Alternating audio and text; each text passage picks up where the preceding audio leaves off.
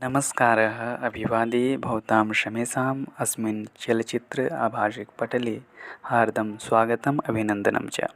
गतचलच्चित्रे अस्माभिः दृष्टं यत् क्रियायाः प्रयोगः कथं भवति। अद्य तस्यैव अग्रिमभागस्य अध्ययनं भविष्यति। वस्तुतः धातोः प्रयोगः तत्र अस्माभिः दृष्टम्। अत्रापि धातोः प्रयोगम् एव पश्यामः, किन्तु अत्र क्रियायाः प्रयोगः इत्युक्ते धातोः प्रयोगः कथं भवति दशसु लकारेषु, तस्मिन् विषये अद्य विस्तारपूर्वकं ज्ञास्यामः। आप सभी मित्रों को नमस्कार। पिछली वीडियो में हमने देखा था कि क्रिया का प्रयोग किस तरह से होता है। आज इस वीडियो के माध्यम से हम क्रिया का विस्तारपूर्वक अध्ययन करेंगे और जानेंगे कि संस्कृत में जो 10 लकार हैं, उन 10 लकारों का प्रयोग कैसे किया जाता है वाक्यों में। तो वीडियो में बने रहें। आप सभी का पुनः एक बार स्वागत और अभिनंदन। धातु अर्थात क्रिया और नमस्कारः अभिवादये भवतां। और क्रिया का प्रयोग अलग अलग प्रकार से किया जाता है। संस्कृत में 10 लकार बताए गए हैं जो कालों के अनुसार हैं, जो कालों में विभक्त है। लकार अर्थात काल ही हैं। संस्कृत में 10 लकार हैं, जैसे लट, लिट, लुट, लिट, लेट, लोट, लंग, लिंग, लुंग, रिंग। ये 10 लकार होते हैं और 10 लकारों का प्रयोग किस तरह से किया जाता है यह हम जानेंगे। 10 लकारों में जो 5वां लकार है, 5वें लकार का प्रयोग अर्थात लिट लकार का प्रयोग वेद में किया जाता है। अन्य सभी लकारों का प्रयोग लौकिक वाक्य प्रयोग में देखा जाता है। तो इस प्रकार से 10 लकार हमने जाना। एक श्लोक के माध्यम से इस 10 लकार को मैं कहना चाहूँगा। लट वर्तमाने लिट वेदे भूते लुंग लंग लिटस्तथा विधि आशीषो स्तु लिंग लुटौ लुट लिट रिंग च भविष्यतः। अर्थात लट लकार का प्रयोग वर्तमान काल के लिए किया जाता है। लिट लकार वेद में प्रयोग होते हैं। भूतकाल के लिए लुंग लंग और लिट लकार का प्रयोग किया जाता है। विधि और आश्रय लिंग लकार के लिए लिंग लकार, लुट लकार का प्रयोग किया जाता है।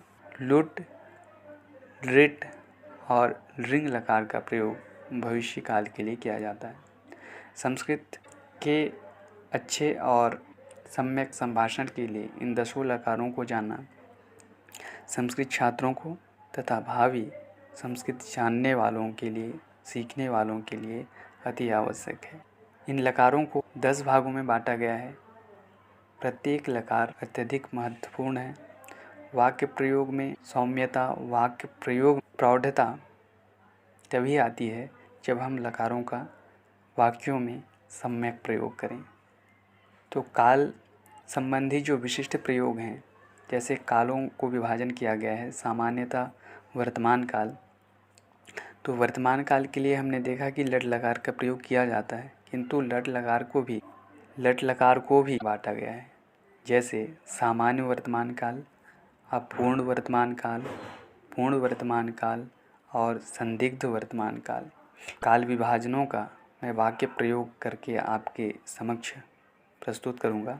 जैसे सामान्य वर्तमान काल में वयम स्नानं कुर्मः, हम स्नान करते हैं, हम नहाते हैं। बालकः पुस्तकं पठति, बच्चा पुस्तक पढ़ता है। यहाँ सामान्य वर्तमान काल में है। अपूर्ण वर्तमान काल के लिए जैसे छात्राः उच्चैः हसन्तः सन्ति। छात्राः अर्थात छात्र जोर से हंस रहे हैं। रमेशः पुस्तकं पठन् अस्ति, अर्थात रमेश पुस्तक पढ़ रहा है। गम्यमान क्रिया का प्रयोग अपूर्ण वर्तमान काल के अंतर्गत आता है, जो क्रिया चल रही है। जैसे मैं खाना खा रहा हूँ, तो गम्यमान क्रिया का जो बोध कराए वह अपूर्ण वर्तमान काल है। इसमें जैसे मैंने बताया कुछ उदाहरण कि छात्राः उच्चैः हसन्तः सन्ति। छात्र जोर से, किसी क्रिया के होने का अर्थ अपूर्ण वर्तमान काल के अंतर्गत आता है। पूर्ण वर्तमान काल में वह लकार जिसका प्रयोग क्रिया के संपन्नता को प्रदर्शित कराए, क्रिया के संपन्नता को बताए। जैसे अहम स्नानादिकम कृतवान अस्मि, मैंने नहा लिया है, मैं नहा चुका हूँ। चौरः गृहात् निर्गतः अस्ति, मतलब चोर अर्थात चोर जो है घर से निकल गया है। सर्वं कार्यं संपन्नम अस्ति, सर्वं कार्यं संपन्नम अस्ति, सब कार्य संपन्न हो चुका है। इस प्रकार हम देखते हैं कि पूर्ण वर्तमान काल में प्रयोग किया जाता है। संदिग्ध वर्तमान काल ऐसा काल जिसमें संदिग्ध हो। जैसे त्वं शीतेन कंपमानः भविष्यति, तुम जाड़े से काँप रहे होगे। संदेहः अस्ति अत्र, तदर्थं संदिग्ध वर्तमान काले एतेषां वाक्यानां प्रयोगः भवति। यथा सरला क्रीडन्ति भविष्यति, अर्थात सरला जो है खेल रही होगी, सरला क्रीडन्ति भविष्यति अर्थात सरला खेल रही होगी।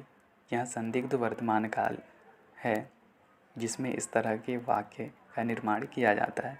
संभाव्य वर्तमान काल, संभाव्य अर्थात संभावना बताए, संभावना जाहिर करे, तो इसके लिए संभाव्य वर्तमान काल का प्रयोग किया जाता है। उदाहरण हमने जाना है कि जो लट लकार है उसका किस तरह से प्रयोग किया जाता है अनेक कालों में विभाजन करके।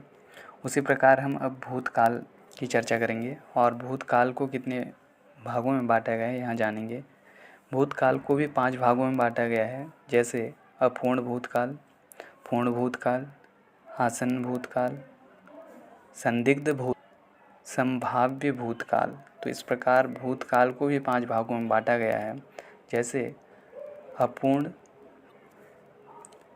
भूतकाल, इस अहम कार्यम कुर्वाणः आसम, कार्य कर रहा था। अहम कार्यम कुर्वाणः आसम, मैं कार्य कर रहा था। यह अपूर्ण भूतकाल के अंतर्गत आएगा। पूर्ण भूतकाल, जैसे उदाहरण श्यामा गृहं गता, अर्थात श्यामा घर गई थी। अहम गृहं गतवान, अर्थात मैं घर गया था। इस प्रकार पूर्ण भूतकाल में प्रयोग। भूतकाल, इसका प्रयोग यथा सा पुस्तकं पठितवती अस्ति, सा पुस्तकं पठितवती अस्ति, उसने पुस्तक पढ़ी है। इस तरह का वाक्य आसन्न भूतकाल के अंतर्गत किया जाता है। संदिग्ध भूतकाल के अंतर्गत जैसे सीता भीता भविष्यति, सीता डर जाएगी। अहम भीतः भविष्यामि, मैं डर जाऊंगा। संदिग्ध काल, डर जाऊंगा। इस तरह का वाक्य संदिग्ध भूतकाल में किया जाता है। यूयं चित्रं दृष्टवन्तः भविष्यथ, तुम सभी ने चित्र देखा होगा। इस प्रकार का वाक्य संदिग्ध भूतकाल के लिए किया जाता है। संभाव्य भूतकाल के अंतर्गत जैसे संभावना है, संभावना को बताई जाती है। जैसे संभाव्यते सः आगतः भवेत्, हो सकता है वहाँ आया हो। इस प्रकार का वाक्य संभाव्य भूतकाल के अंतर्गत किया जाता है। अहम तत्र गतः भवेयम, मैं वहाँ गया हूँ। संभावना अस्ति अत्र। तो एवं प्रयोगः संभाव्य भूतकाले क्रियते। अपरश्च भविष्यत्कालः, भविष्यत्काले यथा भविष्यत्काले तत्र मया उक्तं येषां लकाराणां प्रयोगः भवति। जैसे लुट् लिट् लिङ्, इन लकारों का प्रयोग भविष्यत्काल के लिए किया जाता है। जैसे इसको भी 3 लकारों में बांटा गया है, भविष्यकाल को भी 3 लकारों में बांटा गया है। जैसे लुट लकार का प्रयोग है, लिट का है, रिंग का है। इन तीनों लकारों का प्रयोग किस तरह से किया जाता है हम जानेंगे। अद्यतन भविष्यत्काल, अर्थात जैसे वाक्यों का प्रयोग करके श्वः दिनेशः गृहम गंता। अद्यतन भविष्यत काल अर्थात ऐसा काल जो किसी समय का निश्चित करे। ऐसी स्थिति में इन लकारों का अर्थात लुट लकार का प्रयोग किया जाता है। जैसे अहम श्वः गृहम गंतास्मि। निश्चित है, जिस समय जिस काल का निश्चय होना बोधित करता हो वहाँ अद्यतन भविष्यत काल का प्रयोग किया जाता है। जैसे कल श्वः अर्थात कल मैं जाने वाला हूँ निश्चित रूप से। श्वः अहम गृहम गन्तास्मि।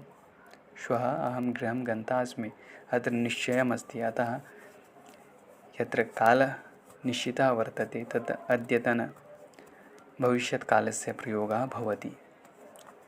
लुट् लकारस्य प्रयोगः भवति। अपूर्ण भविष्यत्काल। अपूर्ण भविष्यत्काले अहम चित्रम पश्यन् भविष्यामि। मैं चित्र को देखता रहूँगा। अत्र अपूर्ण भविष्यत्कालः अस्ति। त्वं वर्धमानः भविष्यसि। तुम बढ़ते होगे। बालकाः मोदमानाः भविष्यन्ति। बालकः बच्चे प्रसन्न होते रहेंगे। इस प्रकार अपूर्ण भविष्यत्काल का प्रयोग किया जाता है। पूर्ण भविष्यत्काल के कुछ उदाहरण। कृष्णः गृहात् गतः भविष्यति। कृष्ण जो है घर से चला गया होगा। अहम मिष्ठान्नं भुक्तवान् भविष्यामि। मैं मिठाई खा चुका हूँगा। इस प्रकार का जो प्रयोग है वह पूर्ण भविष्यत्काल के अंतर्गत किया जाता है। संभाव्य भविष्यत्काल में इदम कार्यम कृतं भवेत्। संभावना है यह कार्य कर लिया हो। त्वं गृहं गतः भवेः। तुम घर गए हो। यूयं मोदमानः स्युः। तुम सब प्रसन्न होते रहो या तुम सब प्रसन्न हो रहे हो। इस प्रकार का जो वाक्य है वो संभाव्य भविष्यत्काल में प्रयोग किया जाता है। हेतु मध्य भविष्यत्काल अर्थात जैसे यदि वह कार्य करेगा तो फल पाएगा। यदि वह कार्य करेगा तो फल पाएगा। इस प्रकार का जो वाक्य है वह ऋण लकार का प्रयोग उसमें किया जाता है। यहाँ भी भविष्यत्काल का प्रयोग इसमें किया जाता है। जैसे यदि मैं दिल्ली जाता तो लाल किला देख। भविष्यत्काल यदि मैं दिल्ली जाता तो कुतुब मीनार देखा होता। तो इस प्रकार का जो वाक्य है वो भविष्यत्काल में प्रयोग होता है। इस प्रकार 10 लकारों का हमने सामान्य अध्ययन किया। और जो काल विवेचन है वर्तमान, परोक्षे लिट, आसन लुंग, अनद्यतन डंग, लिट, विधि लिंग लकार और आश्रित लिंग लकार। विधि लिंग लकार का प्रयोग निमंत्रण, आमंत्रण, अधिष्ट, संप्रश्न, प्रार्थना, शपथ, कामचार, अनुज्ञा, उपदेश इत्यादि अर्थों में विधि लिंग लकार का प्रयोग किया जाता है। आश्रित लिंग लकार का प्रयोग आशीर्वादात्मक वाक्यों के लिए किया जाता है। लिंग क्रियातिपत्ति के लिए ऋण लकार का प्रयोग किया जाता है। सभी को इस वीडियो के माध्यम से थोड़ी जानकारी मिली होगी। आप सभी को नमस्कार, अभिवादन, नमो नमः, नमस्कार। हमने जाना है